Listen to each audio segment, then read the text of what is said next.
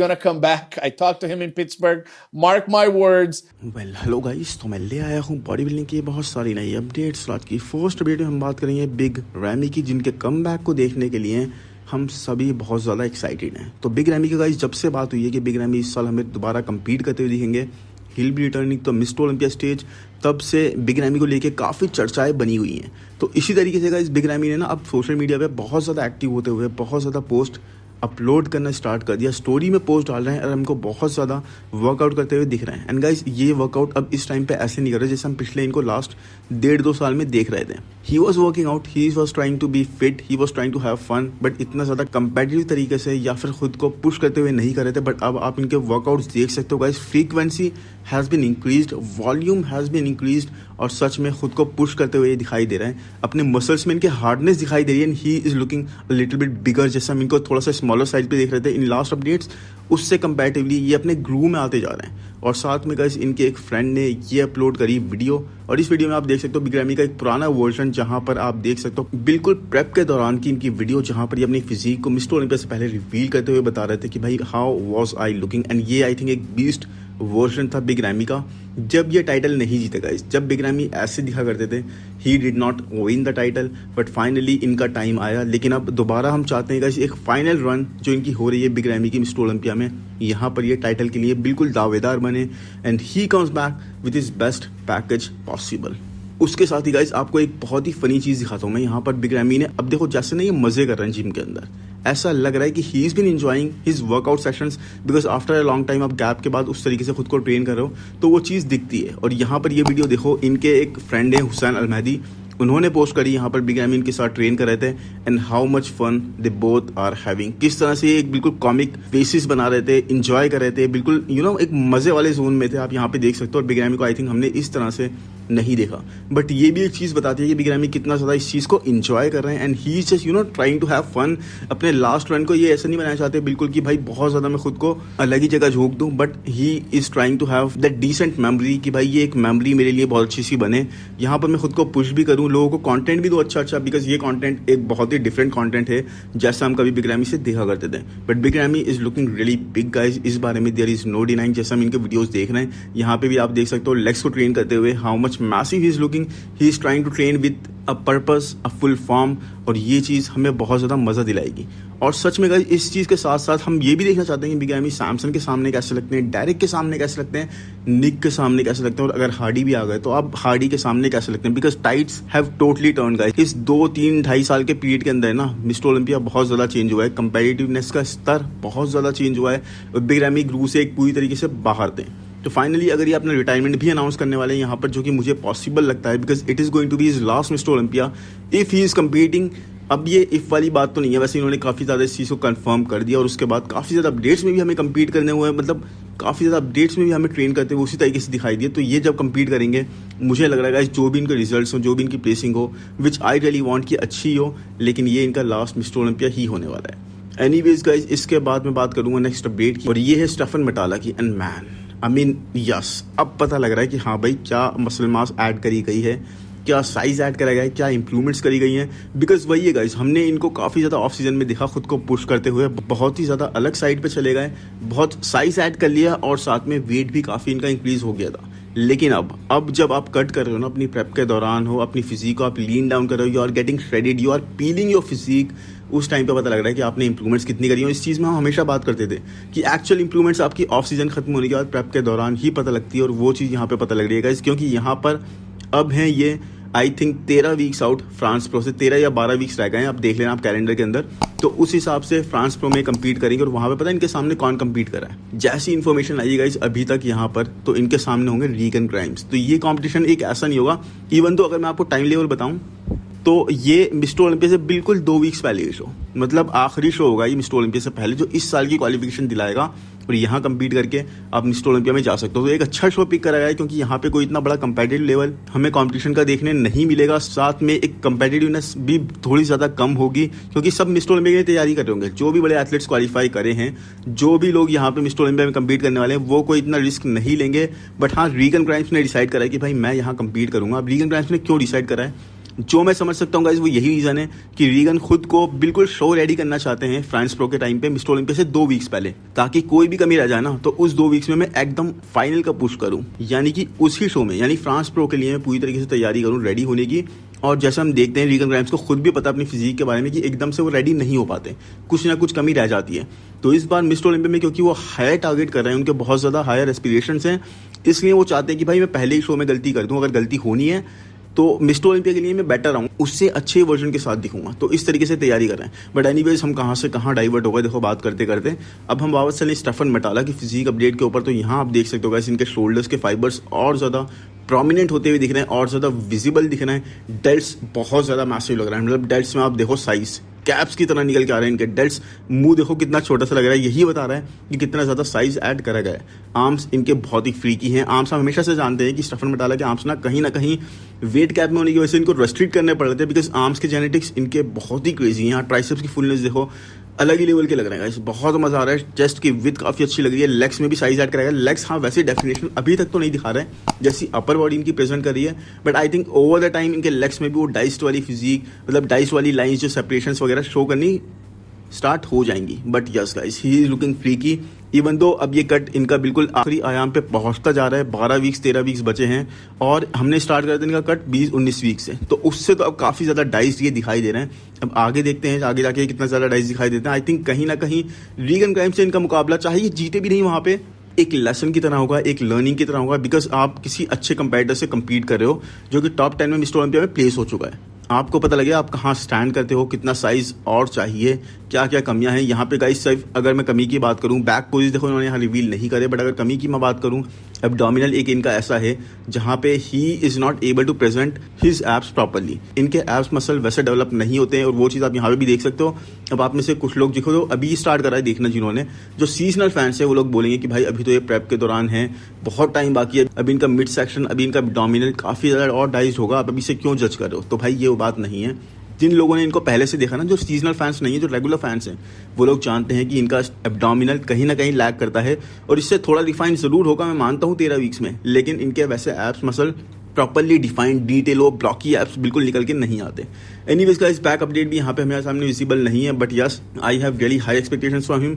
और यहाँ पर पैट्रिक टूर ने ये पोस्ट डाला है और यहाँ पे कमेंट सेक्शन में ये बता भी रहे हैं, आई मीन कैप्शन में ये बोल भी रहे हैं कि हम अभी भी वर्क कर रहे हैं एक बेटर फील इस प्रेप के दौरान पाने के लिए। बट एटलीस्ट कम से कम ये बात तो है कि बॉडी कंपोजिशन, यानी जिस तरह से इनका बॉडी फैट रेशियो है वो ड्रॉप करता जा रहा है, बॉडी कंपोजिशन इंप्रूव करती जा रही है, मस्कुलैरिटी हम अपनी बचाए हुए हैं, जितनी ज़्यादा हम रिटेन कर पा रहे हैं। और सच बोलूं अगर मैं आपसे, तो स्टेफन मेटाला एक नई टेरिटरी में पूरी तरीके से, जिस तरह के अमाउंट ऑफ मसल इन्होंने ऐड करा है, जिस तरह से इनका मेटाबॉलिज्म, जिस तरह से इनका मेटाबॉलिक रिस्पॉन्स है, ये बहुत ज़्यादा सेंसिटिव हो रहा है। मतलब कोई भी चीज़ इनके अंदर थोड़ी सी हम इधर उधर कर देते हैं ना, तो बहुत ज़्यादा इनकी फिजिक चेंज हो जाती है। His body is very very sensitive and responsive.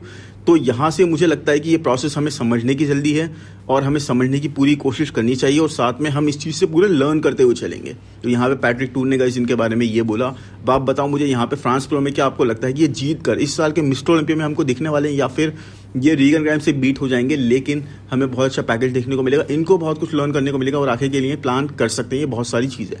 Anyways guys बहुत ज़्यादा बात कर ली इनके बारे में। अब अगर बात करूँ नेक्स्ट अपडेट की, आई थिंक जिसको देखकर आप सब लोगों ने इस वीडियो पे क्लिक करा है, तो वो है गाइस क्रिस बम्स्टेड के बारे में। तो यहाँ पे टेरिक गिंडी ने बहुत ही धमाकेदार अनाउंसमेंट कर दिया है।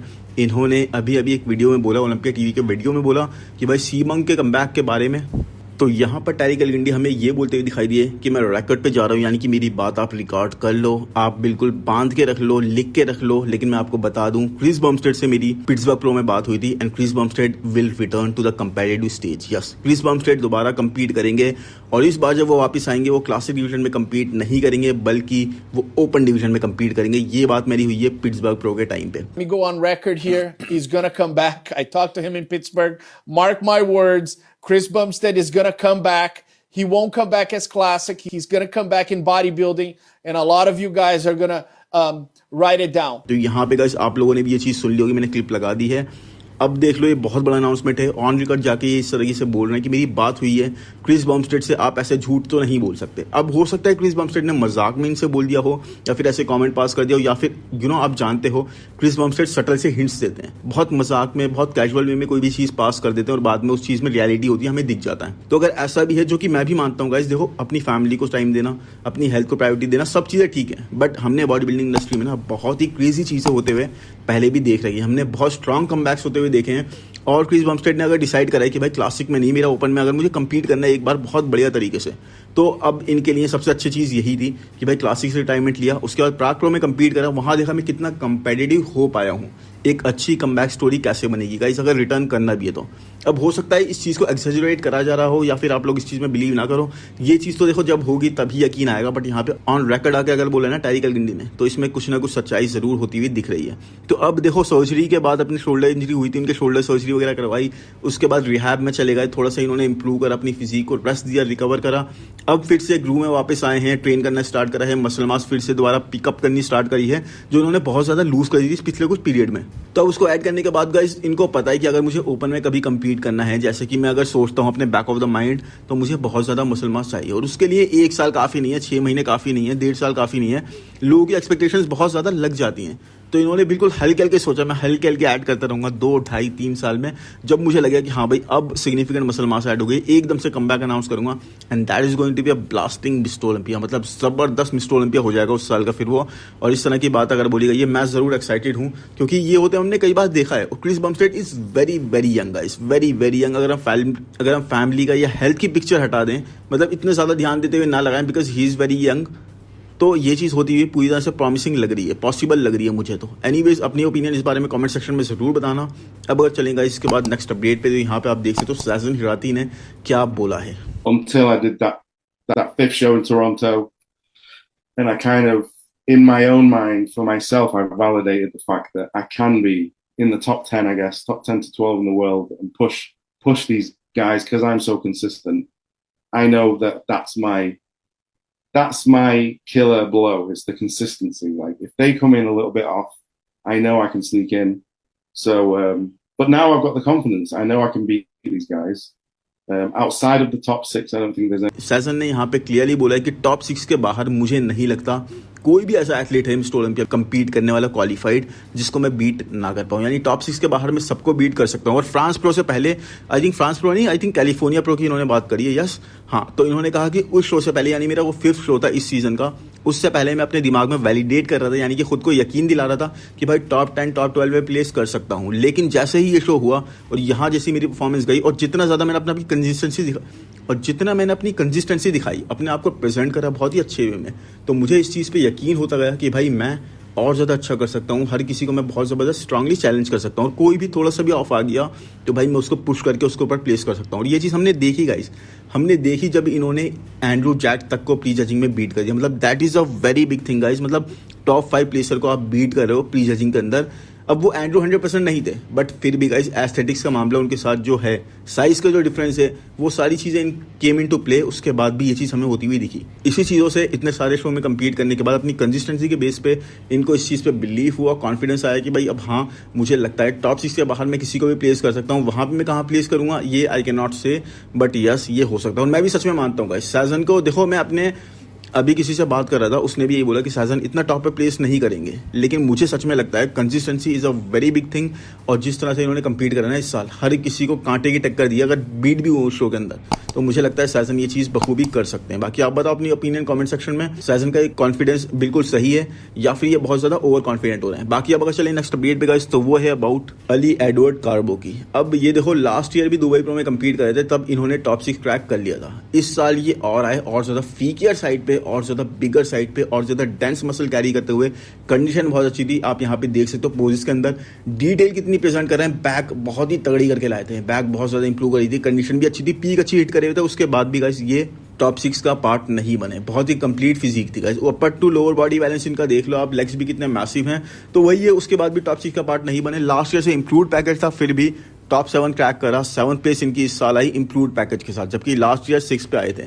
तो तो ये चीज़ लोगों को ना काफ़ी समझ में नहीं आई, लोग काफ़ी क्वेश्चन कर रहे थे इनके पोस्ट के नीचे, काफ़ी ज़्यादा अलग इंस्टाग्राम पेजेस ने भी इस चीज़ पे क्वेश्चन करे कि भाई क्यों ऐसा हुआ इनके साथ, क्योंकि नेक्स्टजिला वगैरह को अगर आप देखो तो इतने ज़बरदस्त कंडीशन नहीं थे, बट कहीं ना कहीं आपका नेम, आपकी हाइप आपको कॉल आउट के अंदर बहुत जगह ऊपर ले जाता है, और ये चीज़ हमने होती हुई दिखी गाइस। क्योंकि अगर आप वैसे बात करोगे ना नेक्स्टजिला से इनका कॉम्पिटिशन करोगे तो भाई नेक्स्टजिला से एक्चुअल में he was way ahead, way better, but वही है आपका नाम बहुत बड़ा इंडस्ट्री के अंदर, आपकी हाइप बहुत ज़्यादा क्रिएटेड है, तो जजेस आपको फर्स्ट कॉल आउट में आपका नाम वैसे ही इजीली आ जाता है। तो यहाँ ये चीज़ होती है दिखेगा, but I was really surprised, really impressed कि किस तरह का पैकेज ये लेके आया, and I seriously want to see him at Mister Olympia stage qualify करके। अब इस साल तो शायद ये होता हो मुश्किल लग रहा है, अब आने वाले शो में किसी में कम्पीट करें तो हो सकता है पोर्तुगल वगैरह में, लेकिन हाँ इस साल फिर भी मुश्किल लग रहा है। एनीवेज, अब इसके बाद बात करें अगर नेक्स्ट अपडेट की गाइस, तो ये है वहीद बात पे की, वहीद बात पे जो कि दुबई प्रो में कम्पीट कर रहे थे, and yes it was my wrong. मैं बिल्कुल एक्सेप्ट करूंगा कि मैंने इस बारे में गलत समझा या मुझे गलत इन्फॉर्मेशन मिली कि वहीद वहाँ पे कम्पीट नहीं कर पाए बिकॉज ऑफ XYZ रीजन, जबकि सच ये है कि वहीद ने वहाँ कम्पीट करा गाइस। ये अच्छे कॉल आउट में नहीं आई, आई थिंक सेकंड या थर्ड कॉल आउट में वहाँ पे पार्ट रहे थे because he was not on. लेकिन यहाँ पे आप देख सकते हो वहीद को, I think he is not qualified for this years mister Olympia, और इसीलिए यहाँ पे इनकी प्रेप जारी है आने वाले किसी शो के लिए।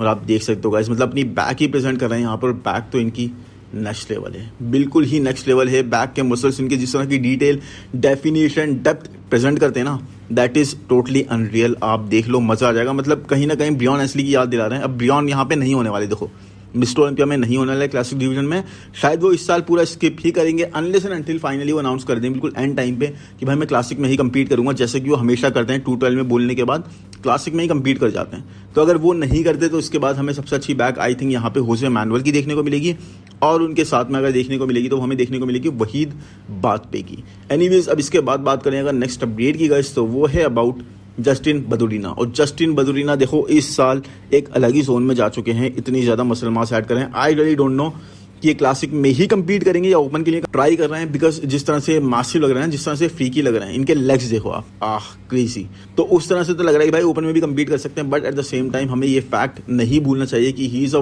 Very tall body builder. I think 6 feet के आसपास, ये 6 फीट 1 के आसपास इनकी हाइट है, और इसीलिए इनका वेट कैप इनको बहुत ज़्यादा मसल मास ऐड करना अलाउ करता है। और इसीलिए गाइस यहाँ पे जिस तरह से पोस्ट कर रहे हैं, पोस्ट तो देखो ये क्लासिक ही करते हुए दिखाई दिए, वेस्ट बहुत स्मॉलर साइड पे रखते हुए, एक्स फ्रेम इवन दो इन ऑफ सीजन इतनी ज़्यादा मसल मास के साथ बल्कियर साइड पे दिख रहे हैं, सॉफ्टर साइड पे दिख रहे हैं, फिर भी अपने एक्स फ्रेम को बनाए हुए हैं, तो ये काफ़ी अच्छी चीज़ है। तो इंप्रूवमेंट्स करना मतलब वही है गाइस, जो ये second call out, third call out के बंदे हैं ना, अब ये अपने ओवर द टाइम अपनी फिजिक को इतना इंप्रूव करते चले जाएंगे कि ये फर्स्ट कॉल आउट के बंदों को बिल्कुल पछाड़ने लग जाएंगे, और यही चीज़ हम होते हुए देख रहे हैं। क्योंकि दूसरा या तीसरा साल है जस्टिन बदुरीना का, और यहाँ पर बहुत ज़्यादा इंप्रूवमेंट्स हमें इनकी फिजिक पे दिखाई दे रही हैं।